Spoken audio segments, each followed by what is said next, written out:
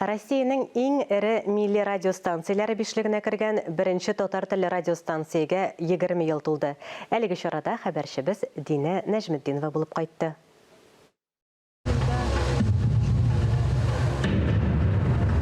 Татар радиосының ең зор туған күн концерті башланып кетті. Бұл көпләріміз юратып тыңлаған радиоға 20 ел.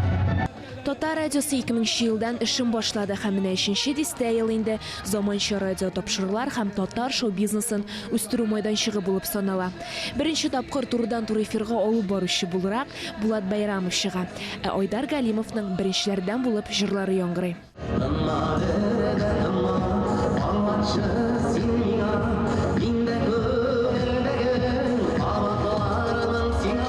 Әбри белән бергә уздык, анда бер 30-га 20-нчеләп кеше килгән инде, 30-га якын кеше булгандыр инде.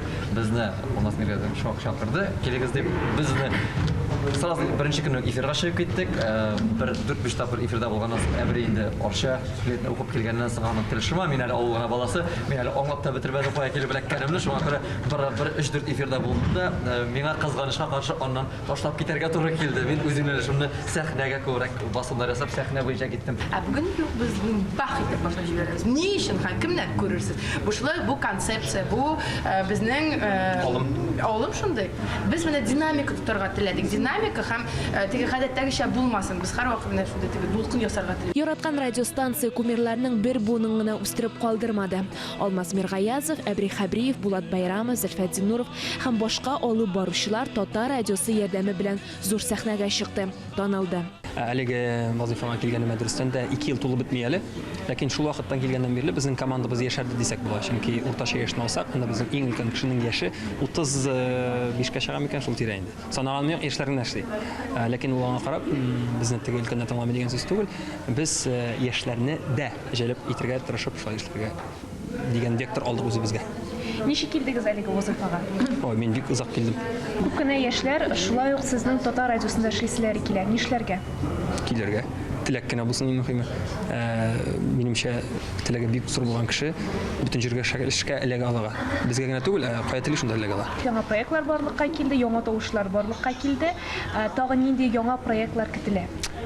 Мин хәзер нәрсәдер әйтсәм, кызык булмас. Әйдә, улай дип әйтәбез. Радионы тыңлагыз, безне карап барыгыз һәм барысы да шунда ачыкланыр. Концерт Татнефть-Арена Боз сараенда үтте. Тамашачылар билетларны берничә ай элек сатып алганнар. Гүзәл Закирова татар радиосының юбилей концертына махсус Орчадан ук килгән. Нинди алып баручыларын беләсең? Рамил Шарафиев. Татар радиосын кая тыңлыйсың, идәме, машинадамы? Аулап атканда тыңлыйм. Юлда инде гомумән. Татар радиосын тыңлыйсызмы? Әлбәттә, тыңлыйбыз. Машинада тыңлыйсызмы яки өйдә генә тыңлыйсызмы? Өйдә, кухняда, кыстыбыйлар пешергәндә, бәрешләр пешергәндә тыңлыйм. Татар радиосын тыңлыйсызмы? Аеруча кемне тыңлыйсыз? Андрей, Сәйид Мөхәммәдҗанова. Юбилей концертта татар эстрадасы метрлары Зөлфәт Хаким, Салават, Айдар Галимов, Элвин Грей һәм тагын бик күп җырчылар катнашты. Репертуарны үзем сайладым. Дөресен әйткәндә, якынча менә шушы җырларыгызны башкарырга дип Барс Медиа компаниясен җибәргән иде миңа. Җырларны мин бер генә җырны алыштырдым. Димәк, біз 90% тәңгәл килгәнбез.